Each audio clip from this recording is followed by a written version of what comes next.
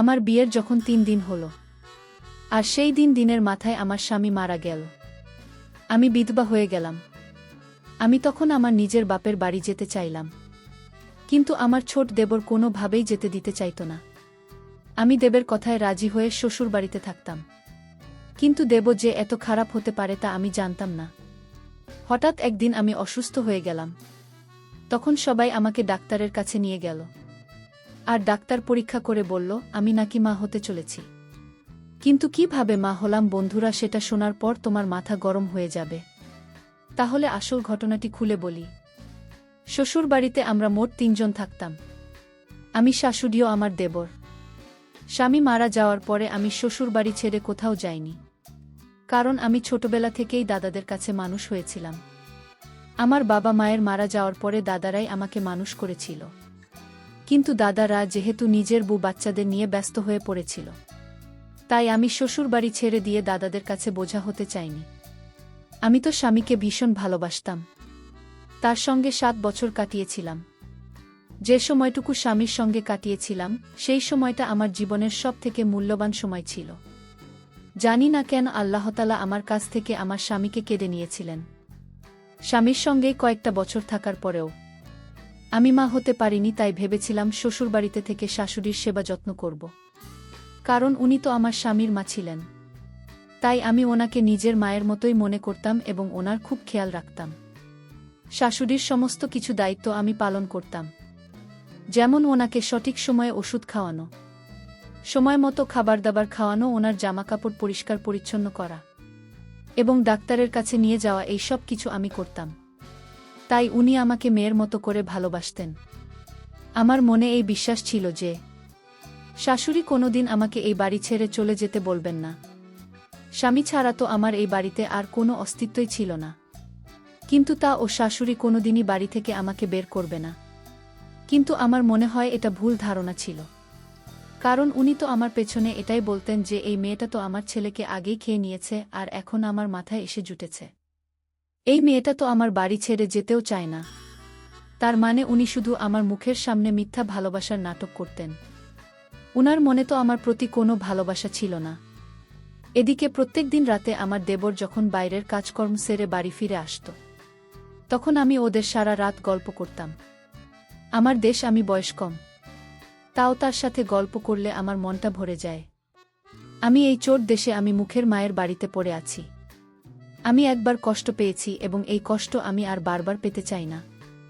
আসলে আমার স্বামীর মারা যাওয়ার পরে যখন আমি বাড়ি ছেড়ে দাদাদের কাছে যেতে চেয়েছিলাম, তখন কিন্তু দেবর আমাকে সামলেছিল এবং সে কথা দিয়েছিল সে নাকি আমাকে বিয়ে করবে এবং সে তার দাদার মতোই আমাকে ভালোবাসা দিবে। যদিও বাবা এই প্রস্তাবে রাজি ছিলাম না, কিন্তু সে তো আমাকে তার মিথ্যে ভালোবাসার জালে ফাঁসিয়েছিল। এদিকে আমার শাশুড়ি তো দেশ। আমি বিয়ে দেবার জন্য তার পেছনে উঠে পড়ে লেগেছিল, কিন্তু দেওয়ার প্রত্যেকবার শাশুড়িকে না বলে দিত। স্বামী মারা যাওয়ার পরে আমি দেবর ও শাশুড়িকে এতটাই ভালোবাসতাম যে তাদের ছোট বড় প্রত্যেকটা জিনিসের আমি খেয়াল রাখতাম। তাদের কোনো কিছু বলার আগে আমি সবকিছু রেডি করে দিতাম, কারণ ওই বাড়িতে দ্বিতীয়বার দেশ, আমি ভালোবাসা পেয়ে ওই বাড়ি ছেড়ে কোথাও আমি যেতে চাইনি। আমি আমার দেবরকে যে ভালোবাসতাম এই কথাটা কিন্তু আমার শাশুড়ি জানত না। একদিন রাত্রিবেলা দেবর যখন বাড়ি ফিরে এলো, তখন সে আমাকে নিজের রুমে নিয়েছিল। সকালবেলা আমার শাশুড়ি যখন দেশ আমি নাম ধরে ডাকতে শুরু করেছিল, তখন ভয় আমরা দুজনে বিছানায় উঠে বসেছিলাম। এমনকি শাশুড়ি তো দেওয়ায় রুমের দিকে আসছিল এবং সেটা আমরা বুঝতে পেরেছিলাম। তখন না পেরে দেবে বলেছিল আমি যাতে তার বিছানার নিচে লুকিয়ে পড়ি। শাশুড়ির আওয়াজ পেয়ে আমি খাটের তলায় লুকিয়ে পড়েছিলাম। তারপর শাশুড়ি যখন ঘরের ভিতরে ঢুকলেন, তখন দেবরকে বললেন, এত বেলা পর্যন্ত শুয়ে থাকলে হবে, বাইরের কাজগুলো কে করবে? আর এত বড় বিছানা থাকতেও তোর কি জায়গা হয় না? এত এলোমেলো কেন হয়ে আছে? আমার শাশুড়ি তো কিছু কথা বলে রুম থেকে বেরিয়ে চলে গিয়েছিলেন। ওই সময় আমি বিছানার তলা থেকে চুপচাপ শাশুড়ির কথাগুলো শুনছি। আমি এই ব্যাপারে অনেকবার দেবরকে বলেছিলাম যে সে যাতে শাশুড়িকে আমাদের দুজনের সম্পর্কের ব্যাপারে সবকিছু সত্যি কথা বলে দেয়, কিন্তু দেব এই ব্যাপারে শাশুড়িকে কোনো কথা বলতে রাজি হয়নি, কারণ সে শাশুড়িকে খুব ভয় পেত। সেদিন দুপুরের খাওয়া দাওয়ার পরে শাশুড়ি আমার দেবরকে বলেছিল, মর্জিনা নামের একটা মেয়েকে নাকি দেশ আমি জন্য আমাদের পাশের বাড়ির একটা চাচি পছন্দ করেছে। এবং চাচি যখন শাশুড়িকে মর্জিনার ছবি দিয়েছিল, তখন আমার শাশুড়ি মর্জিনা ছবি দেখেই দেবরকে বলেছিল, মেয়েটা অনেক সুন্দর দেখতে, তুই দেখলে ওই মেয়েটাকে পছন্দ করবি, দেশ আমি অন্য মেয়ের সঙ্গে বিয়ে হবে। এই কথাটা শুনলেই কিন্তু আমার কষ্টে বুকটা ফেটে যেত, কারণ স্বামী মারা যাওয়ার পরে আমি দেবরকে সত্যি মন থেকে খুবই ভালোবেসেছিলাম এবং সেও আমাকে ভালোবাসত। আমিও সময় বরকে চোখে চোখে ইশারা করে এই সমস্তটা বাতিল করতে বলেছিলাম, কিন্তু সে আমার কোনো কথা শোনেনি। সে তার মাকে মাথা নাড়িয়ে হ্যাঁ বলেছিল, এমনকি আমার শাশুড়ি বলছিল উনি নাকি দেবের নাম্বার মর্জিনাকে দিয়েছেন এবং তারা দুজনে নাকি বিয়ের আগে একে অপরের সঙ্গে কথা বলে নেবে। সেদিন দেবের সঙ্গে আমি পার্সোনাল ভাবে যখন কথা বলছিলাম, তখন ওকে বলেছিলাম, তুমি তো আমাকে বিয়ে করবে বলে কথা দিয়েছিলে, তাহলে তুমি মায়ের কথায় কেন রাজি হয়েছ? দেব তখন বলেছিল, আমার কাছে আর কোনো উপায় ছিল না। ওই সময় মাকে আমি কি বলতাম যে আমি আমার বিধবা ভাবিকে ভালোবাসি? দেবের কথা শুনে আমি খুবই আশ্চর্য হয়েছিলাম, আমার সঙ্গে তার প্রত্যেক দিন রাতে। কিন্তু তার মাকে এটা বলার সাহস হয়নি যে সে আমাকে ভালোবাসে এবং আমাকে বিয়ে করতে চায়। এমনকি আমার দেবর তো মর্জিনার ছবি দেখে তাকে পছন্দ করার পরে তার সঙ্গে দেখাও করত, এবং এটা আমি অনেক পরে জানতে পেরেছিলাম। তারপরেও সে অনবরত আমাকে মিথ্যে কথা বলে চলেছিল যে সে তো আমাকে বিয়ে করবে, শুধুমাত্র তার মায়ের মনে রাখার জন্য নাকি মর্জিনার সঙ্গে সে 1-2 দিন কথা বলেছে, কিন্তু সে তো প্রত্যেক দিন মর্জিনার সঙ্গে দেখা করত। এমনকি 1 মাস পরে যখন মর্জিনার বাবা মর্জিনাকে সঙ্গে করে আমাদের বাড়িতে নিয়ে আসে দেবর ও তার বিয়ের ব্যাপারে কথা বলতে, তখন আমি কিন্তু বুকে পাথর রেখে তাদের জন্য সব কিছুর আয়োজন করেছিলাম।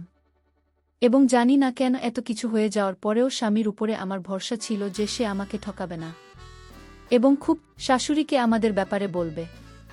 এমনকি মর্জিনার সঙ্গে স্বামী বিয়ের কথা শুনে আমি যখন কান্নাকাটি করতাম, তখন কিন্তু দেবর আমাকে বুঝিয়ে বলত, তুমি একদম চিন্তা করো না, বিয়ে তো আমি তোমাকে করব, এবং আমরা যদি হঠাৎ করে মাকে বলি যে আমাদের দুজনের সম্পর্ক আছে, তাহলে মা কিন্তু আমাদের খারাপ ভেবে বসবে।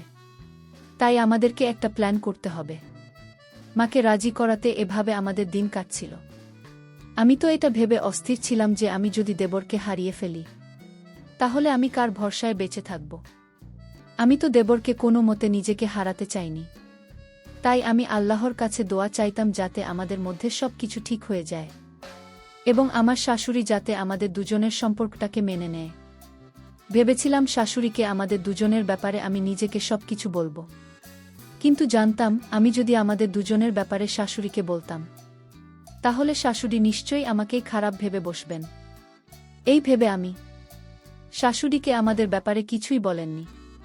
আমার যখন মন মেজাজ খুব খারাপ ছিল, সেটা দেখে এবার আমাকে বলেছিল, সোনিয়া তুমি তোমার দাদার বাড়িতে কিছুদিন থেকে এসো, তাহলে তোমাকে ভালো লাগবে। আমার নাম সোনিয়া। তার কথা শুনে আমি যখন সেদিন দাদার বাড়ি গিয়েছিলাম আমার ভাবির সঙ্গে দেখা করতে, তখন আমার শ্বশুর বাড়িতে শুধু আমার শাশুড়ি ছিল। আমি দাদার বাড়ি যাব সেটা শুনে তো আমার শাশুড়ি খুব খুশি হয়েছিলেন, কারণ উনি তো এটাই চাইতেন যে আমি যাতে ওই বাড়িতে না থাকি। সেদিন সকালবেলা আমি দাদার বাড়ি যাওয়ার জন্য রওনা দিয়েছিলাম এবং তারও চেয়েছিল আমার বিয়ে যাতে দেবের সঙ্গে হয়ে যায়। ভাবি আমাকে বলেছিল, তুমি এই ব্যাপারটা বেশিদিন চাপা দিয়ে রেখো না, তোমার শাশুড়িকে সব কিছু বলে দাও। সেদিন দাদা অভাবীদের সঙ্গে সময় কাটাতে আমার খুবই ভাল লেগেছিল। তারা তো আমাকে থাকতে বলেছিল, কিন্তু আমি সারাদিন থাকার পরে সন্ধেবেলা যখন বাড়ি ফিরে এলাম, তখন দেখলাম সন্ধেবেলাতে আমার শাশুড়ি ঘরের মধ্যে ছিল না, কিন্তু ঘরের দরজাটা খোলাই ছিল। ঘরের ভেতরে ঢুকতেই মনে হলো ভেতরের ঘরে যেন কেউ আছে বা কারা আছে, কিন্তু ভেতরের ঘরে কে ছিল? কারণ আমার দেওয়া তো অনেক রাতে বাড়ি ফিরে আসত। তখন সন্ধে 8টা বাজছিল। আমি যখন ঘরের দিকে এগিয়ে গেলাম, তখন ঘরের ভেতর থেকে যে শব্দগুলো শোনা যাচ্ছিল সেটা শুনে আমি স্পষ্ট বুঝে গিয়েছিলাম ওই ঘরের ভিতরে কেউ কিছু করছে। কিন্তু কি ছিল ওই ঘরের মধ্যে সেটা দেখার জন্য আমার মনের কৌতূহল অনেক বেশি বেড়ে গেছিল। ওই রকম আওয়াজ শুনে তো আমি অনেক বেশি ঘাবড়ে গিয়েছিলাম। কিছুক্ষণের জন্য তো আমার মনে হয়েছিল তাহলে কি আমার শাশুড়ি এই বয়সে কারো সাথে, কারণ উনি বয়স্ক হলেও দেখতে খুব সুন্দর ছিলেন এবং ওনার তো বয়স বোঝাই যেত না। তারপর আমার মনে হলো উনি তো অসুস্থ মানুষ, তাহলে উনি এসব কিভাবে করতে পারেন।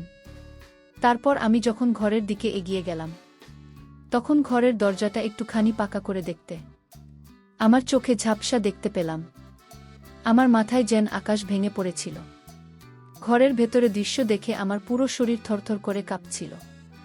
ঘরের ভিতরের দৃশ্য দেখে আমার মুখ দিয়ে চিৎকার বেরিয়ে যাবে, তাই আমি মুখটাকে নিজের হাতে চেপে ধরেছিলাম। কারণ আমার দেবর মর্জিনার খুব ঘনিষ্ঠ ছিল। এতটাই মত্ত ছিল যে তারা জানতে পারেনি যে আমি দরজার সামনে দাঁড়িয়ে আছি এবং আমি তাদের সবকিছু দেখে ফেলেছি। আমি বুঝেছিলাম দেব ওরা মাকে মিথ্যা ভালোবাসার অভিনয় করে আমার সবকিছু কেড়ে নিয়েছে। তারপরে আমি দেবরকে বুঝতেই দেয়নি যে আমি তার আসল চেহারা দেখে নিয়েছি। তারপরের দিন আমি মর্জিনার সঙ্গে পার্সোনালভাবে দেখা করতে গিয়েছিলাম এবং তাকে বলেছিলাম যে আমার সঙ্গে দেবের অনেক আগে থেকেই বিয়ে হবার কথা এবং সে যাতে এই বিয়েটা ভেঙে দেয়। তখন মর্জিনা অনেক আশ্চর্য হয়ে আমাকে বলেছিল, ভাবি তুমি এটা কেমন কথা বলছো? আমি তো দেবরকে ভালোবাসতে লেগেছে এবং মূলত বলেছে সে আমাকে ভালোবাসে, আর দেব ওর যদি তোমাকে ভালোবাসে তাহলে সে আমাকে কেন পছন্দ করেছে? ওই সময় আমি নিজের মতো করে মর্জিনাকে অনেক বোঝানোর চেষ্টা করেছিলাম। আমি জানতাম এসব কথা শুনে তাকে অনেক আঘাত লাগবে, কিন্তু বিয়ের আগে আমার দেবর ব্যাপারে সত্যি কথা জানান মর্জিনার খুব জরুরি ছিল। কারণ সেদিন আমি বুঝে গিয়েছিলাম যে আমার দেবর একজন বেইমান লোক। শুধু আমাকে নয়, সে তো মর্জিনাকেও ঠকাচ্ছিল। আমারও তার নিজের ব্যাপারে সত্য কথা না বলে। তারপর আমার মুখ থেকে দেব বরেরও আমার ব্যাপারে সবকিছু শুনে মর্জিনা কাঁদতে কাঁদতে সেখান থেকে বাড়ি চলে গিয়েছিল। সেদিন সন্ধেবেলায় মর্জিনার বাবা ও মর্জিনা আমাদের বাড়িতে এসে শাশুড়িকে বলেছিল, আমি আপনার ছেলের সঙ্গে আমার মেয়ের বিয়ে দেব না, কারণ আমি জানতাম না যে আপনার বর বোমা একজন চরিত্রহীন মহিলা। আপনার বাড়ির বোমা আপনার ছেলের সঙ্গে মুখ কালো করেছে, এ ব্যাপারে আপনি জানেন না। আমার শাশুড়ি তখন অনেক বেশি আশ্চর্য হয়ে মর্জিনার বাবাকে বলেছিল, আপনি এটা কি ধরনের কথা বলছেন? আমার বর বৌমা খুব ভালো, আপনি এভাবে তার উপরে এত বড় নোংরা আলো লাগাতে পারেন না। তখন মর্জিনার বাবা আমার শাশুড়িকে বলেছিল, যদি আমার কথায় বিশ্বাস না হয় তাহলে জিজ্ঞেস করেন আপনার ছেলে ও বৌমাকে যে তারা আপনার আড়ালে কি করেছে, আপনার ছোট ছেলের সাথে প্রতিদিন রাতে। তারপর একদিন আমি অসুস্থ হয়ে পড়ি। তারপর আমাকে হাসপাতালে নেওয়া হয়, আর ডাক্তাররা বলল আপনার বোমা তোমা হতে চলেছে। মর্জিনার কানে এই সংবাদ গেল। মর্জিনা তাকে ঘৃণা করতে শুরু করল। আপনার চরিত্রহীন বোমান। সেদিন আমি থাকতে না পেরে শাশুড়িকে সবকিছু সত্যি কথা বলেছিলাম, যে বেশ কয়েক বছর থেকেই দেবের সঙ্গে তার অন্যরকম সম্পর্ক রয়েছে। কারণ দেবর আমাকে কথা দিয়েছিল যে সে আমাকে বিয়ে করবে। ওই সময় ওর যা বলেছিল সেটা শুনে তো আমার মাথায় যেন আকাশ ভেঙে পড়েছিল। আমি তো স্বপ্নেও ভাবতে পারিনি যে একটা মানুষ এতটা বেইমান হতে পারে। দেব তখন তার মাকে বলেছিল, মা ভাবি একদম মিথ্যে কথা বলছে, ভাবি প্রত্যেক দিন রাতে আমার ঘরে আসত, কিন্তু আমি ভাবিকে বাধা দিয়ে রেখেছি। আমি আমাকে প্রত্যেক দিন অনুরোধ করে যাতে আমি তাকে তাড়াতাড়ি বিয়ে করি। ভাবি আমাকে বদনাম করার চেষ্টা করছে। আমি যদি ভাবি কি ভালোবাসতাম তাহলে মর্জিনাকে কেন পছন্দ করতাম? এভাবে জোরজবরদস্তি আমাকে বিয়ে করতে চাইছে, কিন্তু আমি তাকে কোনোদিন সেরকম নজরে দেখিনি। তাই সে এখন মর্জিনার সঙ্গে আমার সম্পর্কটাকে নষ্ট করার জন্য মর্জিনাকে আমার নিজের ব্যাপারে মিথ্যে কথা বলছে। মিথ্যে কথা শুনে আমার মুখ দিয়ে একটা কথা বের হয়নি, কারণ ওই সময় আমি এত বেশি আশ্চর্য হয়েছিলাম যে আমার তখন কথা বলারও ক্ষমতা ছিল না। তারপর শাশুড়ি আমার কাছে এগিয়ে এসে আমার গালে চড় মেরেছিল এবং আমাকে অনেক জোরে একটা ধাক্কা মেরে মেঝেতে ফেলে দিয়েছিল। ও বলেছিল, আমি তো ভাবতেই পারিনি যে তুই আমার ছেলেকে এভাবে বদনাম করবেন। ওই সময় আমার চোখ দিয়ে জল ঝরে যাচ্ছিল।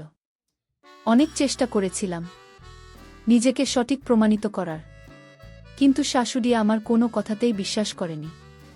তারপর আমার শাশুড়ি যখন মর্জিনার ও তার বাবাকে হাত জোট করে বলেছিল যাতে তারা এই বিয়েটা না ভাঙে, তখন দেবর মর্জিনার হাতে পায়ে ধরে বলেছিল, মর্জিনা, আমি তোমাকে অনেক ভালোবাসি, আমি তোমাকে হারাতে চাই না, তুমি আমাকে একটা সুযোগ দাও, আমি তোমাকে অনেক খুশি রাখব। তখন মর্জিনার বাবা মর্জিনাকে বলেছিল, সব কিছু জানার পরেও এর দায়িত্বটা আমি তোকে দিলাম। বন্ধুরা, আজকের গল্পটা এখানেই শেষ করলাম। ভালো লাগলে চ্যানেলটি সাবস্ক্রাইব করে পাশে থাকবেন। ধন্যবাদ।